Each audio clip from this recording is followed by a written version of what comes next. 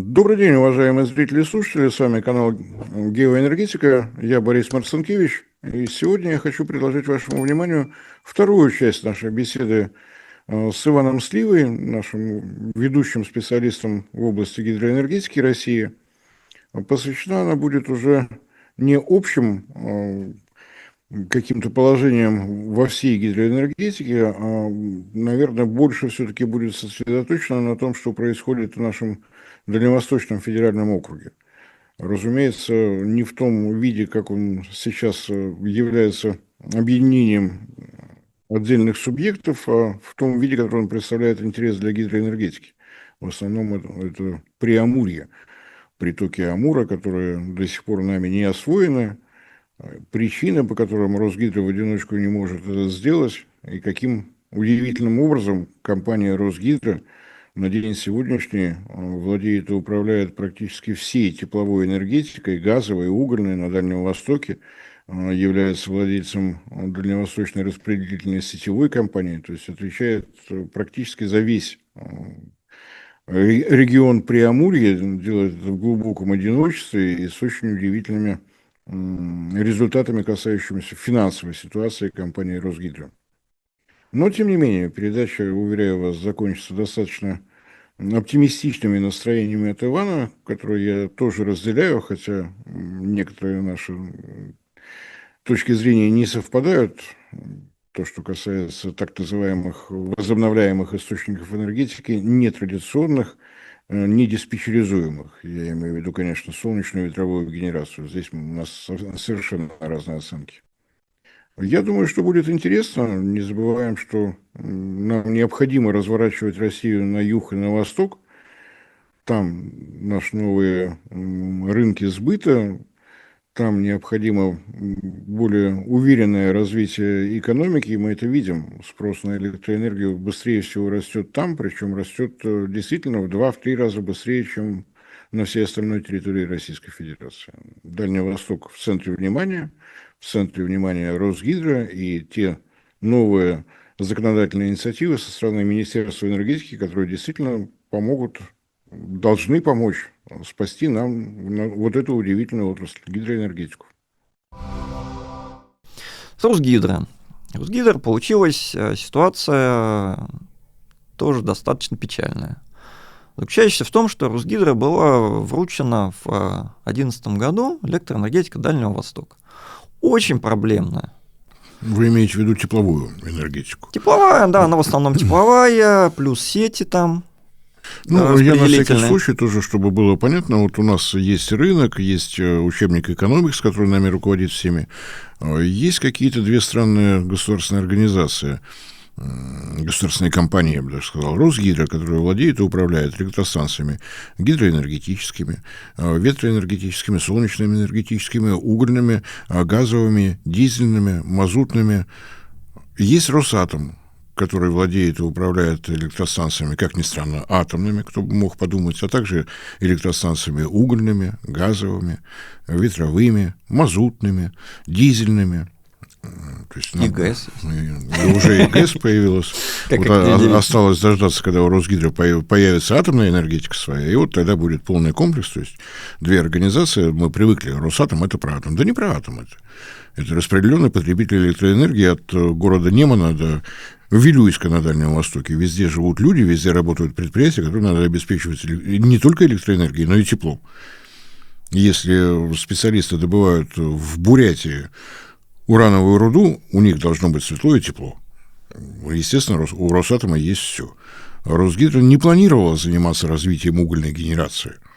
Но в результате реформы РАО ЕС России, которую провела команда лучшего в мире в истории на планете и в окрестностях, я, разумеется, Анатолий Борисович Чубайси, вот она занимается развитием угольной генерации сейчас. Вот мы сидим, разговариваем, а там идет строительство угольных электростанций, тянутся провода, линии электропередач. Вот.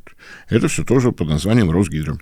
Ну, случилось-то так. То есть по итогам реформы РАО ЕС России, вот вся энергетика Дальнего Востока, она оказалась как бы такой нереформированной. По той причине, что она очень слабо или вообще не соединена с единой энергосистемой страны, и живет так вот обособленно. Ну, опять же, если кто не в курсе, у нас две энергетические системы в России. Единая энергосистема России и объединенная энергосистема Востока. В объединенную энергосистему Востока входят энергетические системы Хабаровского, Приморского края, Еврейской автономной Амурской области и Юга Якутии. Да. И плюс там это не синхронизировано. Она формально соединена с единой энергосистемой, но по факту там... Объем перетоков минимальный объем перетока. Сейчас там ставится задача их объединения, но это такая перспектива не завтрашнего дня, прямо скажем. И обратите внимание, мы сейчас не критиковали современную Россию, потому что две энергосистемы возникли в рамках Советского Союза. Объединенная энергосистема Востока в 1974 году появилась. Ну, это так исторически сложилось, просто из-за очень большого размера страны и достаточно слабых связей. Низкой плотности населения. Да, как-то СССР просто не успел довести интеграцию энергосистем до своего логического завершения. Потому что, в принципе, если посмотреть там 5-летний план, и что там планировалось на Дальнем Востоке построить, и как соединять, я думаю, что там, если бы СССР остался жив, то лет 20 назад ее бы соединили в полноценном режиме. Может быть, хотя добраться до Магаданской области, до Чукотки, до Камчатки, очень сложно. До Чукотки, до Камчатки, да, может быть, и не объединили бы, хотя тоже вопрос. Но то, что АЭС Востока бы прицепили в полноценном режиме к основной части энергосистемы, это, я думаю. Ну да, у нас сейчас есть административное деление в состав Дальневосточного федерального округа. Внезапно для себя и для всех наблюдателей со стороны вошел Забайкальский край и Республика Бурятия. Но они находятся в разных энергосистемах. Если мы говорим про энергетику, то Бурятия и Забайкалье — это по-прежнему объединенная энергосистема Сибири, не синхронизированная с ними все остальные субъекты федерации, входящие в ДФО. То есть энергетики не в курсе, как прошли административные границы, у них по-прежнему все так, как есть.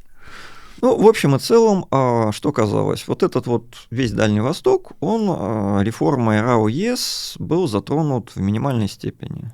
Фактически он остался нереформированный. То есть этот весь кусок, он остался жить по тем правилам, в каких он жил в 90-е, с регулируемыми тарифами государства. То есть сюда рынок не пришел. Тарифы регулировались по такому принципу, что только бы хватало на то, чтобы не протянуть ноги энергетики. Ну и поскольку система государственного управления у нас абсолютно разумная, еще один нюанс: Росгидро имела право продавать тепловую и электрическую энергию по регулируемым государственным ценам, при этом было обязано покупать уголь по рыночной цене.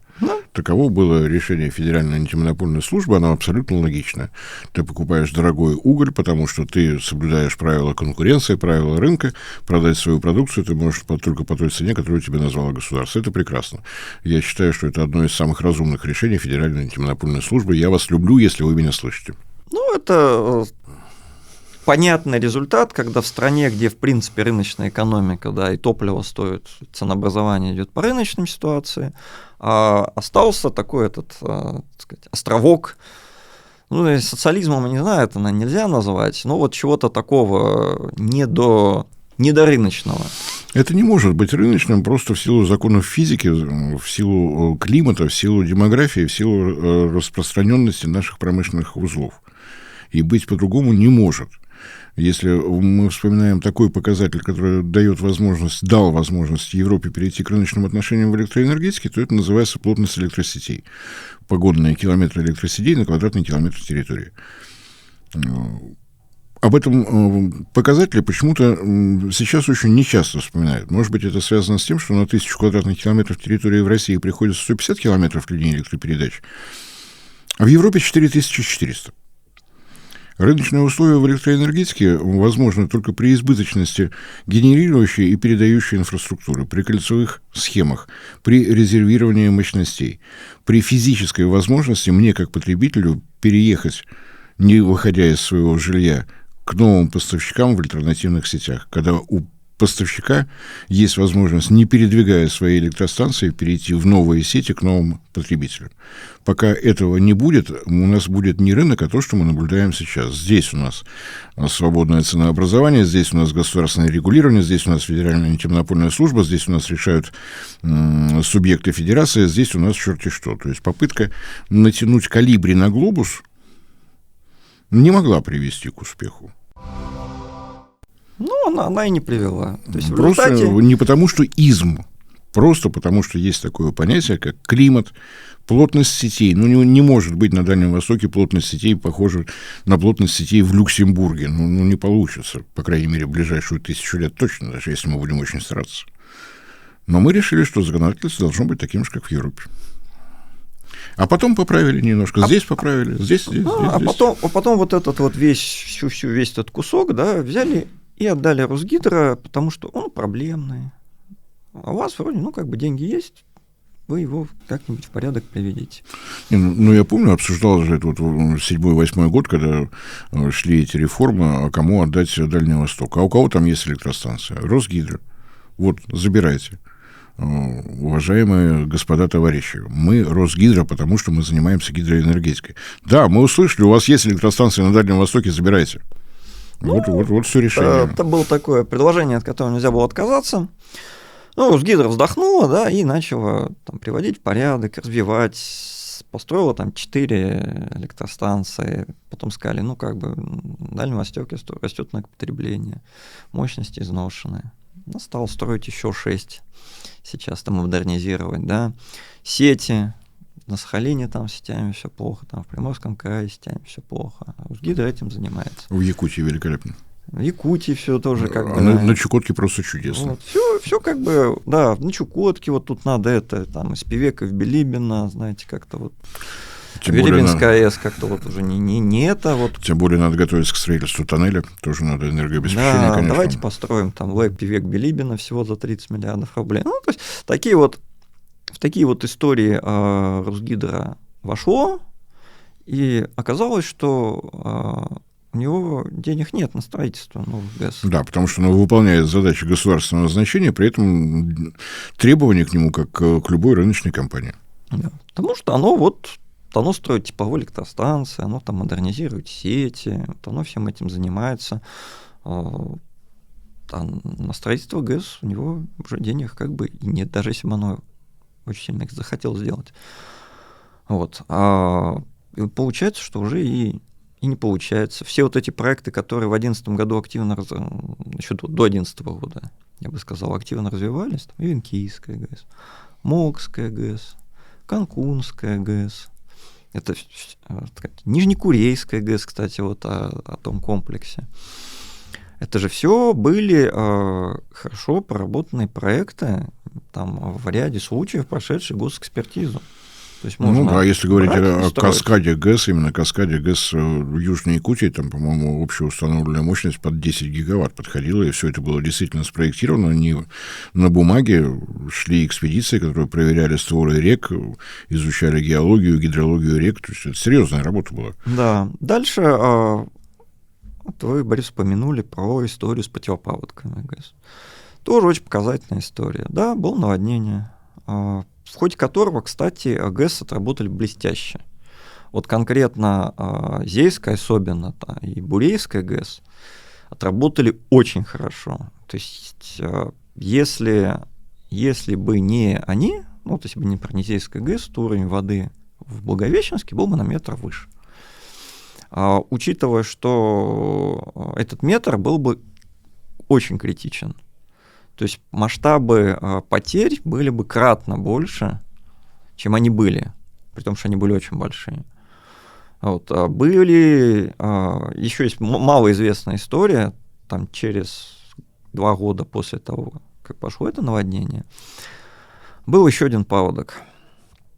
На Зейскую ГЭС пришел приток максимально за всю историю наблюдений. Там было сильно за 10 тысяч кубов. Это никто не узнал, потому что весь этот приток был полностью в полном объеме аккумулирован в водохранилище Зейской ГЭС. И вниз ушли как она пропускала все 900 кубометров, так она и пропускала. 900 миллионов. 900 кубометров в секунду. 900 кубометров в секунду, да, единицы надо. А приходило там больше 10 тысяч. Вот если бы ГЭС не было, вот внизу просто все смыло. Вот там город Зея, вот все, что там вот ниже по течению, там уровень воды бы поднялся там на 8, на 9 метров. Вот примерно такие величины. Все было просто смыто. Никто этого не заметил. Ну, я старался отслеживать вот всю эту ситуацию. По итогам 2013 года пришли к выводу, что то, что прошло по Амуру, составляло порядка 33 кубических километров воды. А те предложения, которые Росгидро положила на стол правительству по строительству ГЭС на притоках, активный объем водохранилищ 35. То есть, если бы это было построено, то, ну, что бы зафиксировали на Дальнем Востоке? Дождь сильно прошел. Ну да. И да, было поручение президента Росгидро рассмотреть. Росгидро рассмотрела. Были прям хорошие проектные проработки по целому ряду створов. Вот. Это было все отправлено в правительство. Это было направлено в специальную правительственную комиссию во главе с известным гидрологом, я бы даже сказал, таким серьезным специалистом по гидроэнергетике и по совместительству выдающимся шахматистом Александру Дворковичу, который сообщил миру и народу, что климат на Дальнем Востоке пришел в среднюю многолетнюю норму, и нам все это просто не надо. Да, и в результате там, через пару лет поручение президента было так тихо снято с контроля. На этом все и закончилось в части противопаводковых ГЭС. И мы теперь, собственно говоря, каждое лето-осень наблюдаем, какие потери мы несем за то, что происходит на Дальнем Востоке. По-моему, в прошлом году там уже и Тихоокеанский флот принимал участие для эвакуации жителей, которые оказались в крайне тяжелой ситуации. И если посмотреть эти ежегодные расходы из государственного бюджета, из бюджета субъектов федерации, то там можно было построить не то, что эти 11 ГЭС, наверное, еще парочку про запас для красоты. Да, но механизма окупаемости ГЭС не было, создавать его никто не захотел на тот момент. Все было спущено на тормозах, по сути своей. Ну и как результат, он такой чисто статистический. Как результат мы имеем что на данный момент? Механизма, который обеспечивает окупаемость строительства ГЭС, нет. Свободных финансовых ресурсов у Росгидро для строительства ГЭС тоже нет. Потому что все ушло в тепловую генерацию, все ушло в сети. Вот туда вот. Если, скажем, Росатом, он может себе позволить, получая доходы от эксплуатации существующих ГЭС, брать эти деньги и вкладывать в новые ГЭС. АЭС, простите, да. Имея... И, кроме того, заниматься массой всяческих экспериментов, вплоть до строительства там, ветровых электростанций и прочего, и прочего. Как бы есть деньги, можем себе позволить. Да? Ну, он многопрофилен, допустим, планируется возвращение к проекту Большого Элькона, это юг Якутии, самое крупное месторождение урана с самым низким содержанием в руде, 0,15%, казалось бы, это невозможно. Но поскольку Росгидро это Росатом это еще и наука, выяснилось, что по СМИ уже прошла информация, что в прошлом году на месторождении Северное было первый год работы, первый год разработок добыто 1,5 тонны золота. Это Росатом. Из той же руды, которую уже подняли, из которой извлекли золото и серебро, будет извлекаться уран. Просто вторым набором химических кислот, другим набором технологических сведений. Это Росатом. У него получится развивать урановое месторождение, потому что монетизация за счет добытого золота происходит достаточно быстро. Ну да, учитывая там, цену на золото текущую, я бы сказал, очень быстро. Вот. И мы пришли вот к такой печальной ситуации. Казалось бы, тупик. Да? Ну, то есть совсем все плохо. Да, по сведениям Росгидро, они, я думаю, по Дальнему Востоку совершенно точны. Потенциал рек Дальнего Востока, гидропотенциал рек использован на 7%. Да, ну, гидропотенциал в России, он второй в мире после Китая. То есть... При этом среднее использование 20%, на Дальнем Востоке 7%. Вот там, где у нас 7. паводки, где у нас ливни, где у нас вот все, что мы наблюдаем каждое лето, вот там гидропотенциал на 7%. При этом потребность в электроэнергии на Дальнем Востоке особенно, да и в Сибири сейчас она есть, она растет. Именно по этой причине там вот в этом вот ускоренном порядке там начинают строить и солнечные электростанции, и тепловая энергетика там развивается, не только Росгидро уже. а и другими компаниями. Туда пришел «Газпром Энергохолдинг», тоже эффективный частный собственник. «Газпром Энергохолдинг». И «Интеррау» тоже эффективный частный собственник. Плюс там в Сибири. Они вот только что выиграли конкурс на отбор мощности, пока еще ничего не начали. То есть на день сегодняшний эффективный частный собственник на Дальнем Востоке в электроэнергетике — это государственная компания «Росгидро», государственная компания «Газпром Энергохолдинг», государственная компания «Интеррау». Это вот, да. Еще «Росатом», который тоже там кое-что строит. Не очень много, но планы большие. Вот. Это про эффективность реформ, которые провела команда под руководством Анатолия Борисовича Чубайса. Но это очень долго проговаривать. Я предлагаю это сократить до короткого термина «чубайсятина». Вот. Соответственно, стал вопрос, а что у нас вообще будет с гидроэнергетической отраслью? Или с ней не будет ничего? Музей.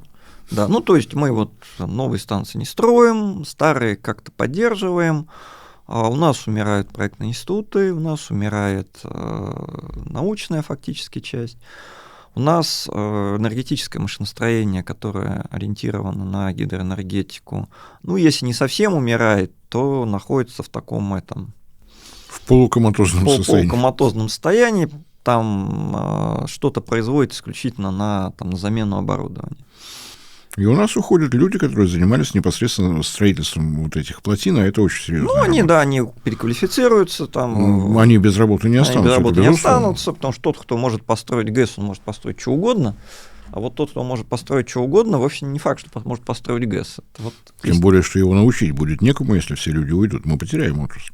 Да. Мы будем вспоминать времена, когда мы построили замечательную совершенно плотину Асуана в Египте, а там, наверное, будут передаваться из уст в уста. Вот раньше была такая цивилизация, которая была способна построить.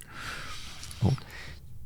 Тем не менее, неравнодушные люди есть, которые считают, что гидроэнергетика в России нужна и должна развиваться. И эти неравнодушные люди смогли донести до президента Российской Федерации свое мнение. И президент Российской Федерации с этим мнением согласился. О том, что гидроэнергетика развиваться должна все-таки.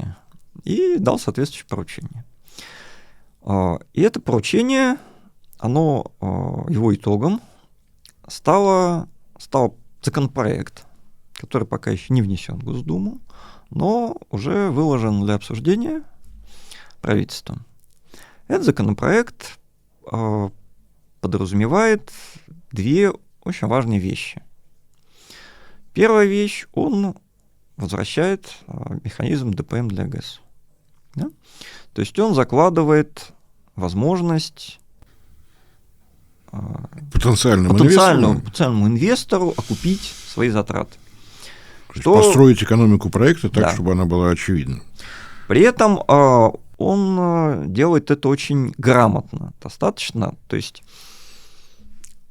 если классический ДПМ – это конкурс, да? То есть мне государство говорит, примерно в этих точках нужны электростанции. Вот такой мощности электрической, такой тепловой. Кто готов? Мы готовы, государство за столько-то денег, кто меньше.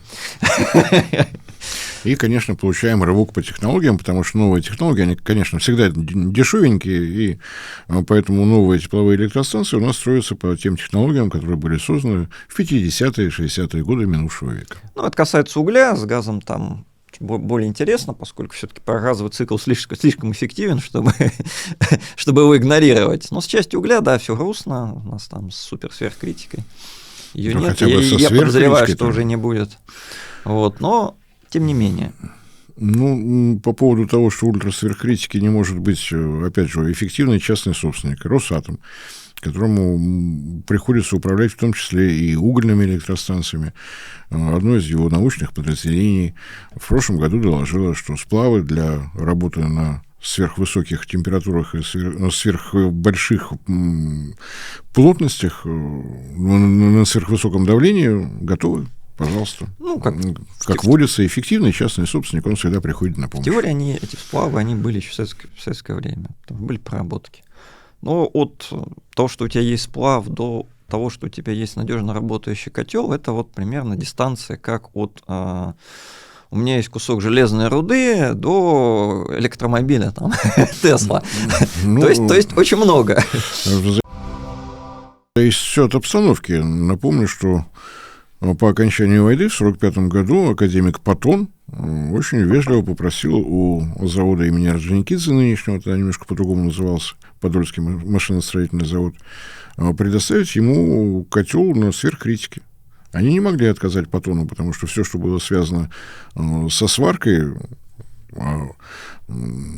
Подольский машиностроительный завод, это и наша нефтепереработка, и наши паровозы, тепловозы во время войны, самолеты, много чего еще. Они всем были обязаны ему. В 1946 году они ему отдали на котел мощностью 20 мегаватт на улице сверхкритики, потому что академику оказать было нельзя. 1,5 года. Ну, да, есть хорошие примеры, как там товарищ Сталин сказал, что надо бы ядерную бомбу, и поручил товарищу Берии этот вопрос решить. Товарищу Берии возражать никто не стал, и у Советского Союза появилась атомная бомба. Но это глобальная проблема. В очень короткие сроки. Но это глобальная проблема. Здесь вот действительно академику для своих экспериментов потребовалось, он подумал, у кого можно попросить, попросил у Подольска. Не приказал, не навязал, просто попросил, они взяли и сделали. Ну, потому что нельзя не отблагодарить академика за то, что он обеспечил все технологические процессы на заводе. Все. Надо было, сделали. Вот. А с ГЭС такая штука не работает. Не работает она почему? Потому что ГЭС все привязаны к конкретным створам, и эти конкретные створы надо бы сначала разведать. То есть сначала нужны геологи. Сначала нужны геологи, нужны изыскатели, которые придут на этот створ. В этот створ проектировщики впишут ГЭС и подготовят обоснование инвестиций. Это уже сами по себе приличные деньги. То есть сначала геологи и гидрологи, потому что характер течения реки, режимы в разное время года тоже надо определять. Это при помощи искусственного интеллекта пока никто не делает. Надо приходить и мерить. Проектировщики смотрят, ага, мы вот здесь поставим станцию, или вот не здесь, да, а какая будет плотина у нас. Как правило, там не меньше 3 вариантов смотрится. Да, вот какое водохранилище, вот может такая отметка или вот такая, да, где мы меньше затапливаем, где мы получаем там наибольшую выгоду. Это само по себе большая и дорогостоящая работа, создание вот такого обоснования инвестиций. Если компания вложилась в это обоснование инвестиций, она должна и строить. Потому что должна приложить максимум усилий, чтобы потраченные деньги вернулись. Да, вернуть можно только за счет генерации электроэнергии. Потому что иначе никто этим заниматься просто не будет. Потому что если мы вот поработали, сделали обоснование инвестиций, вложили там обоснование инвестиций на крупную ГЭС, может стоить несколько миллиардов рублей, вот, потом придет кто-то, кто там предложил на 10 копеек меньше, и скажет: окей, спасибо. Мы вас очень уважаем. Вы свободны, здесь будем строить мы. Никто, естественно, заниматься этим не будет. Поэтому в этом законопроекте прямо указано, что отбор проектов будет происходить по обоснованиям инвестиций. То есть пришла компания, разработала обоснование инвестиций, оно готово строить.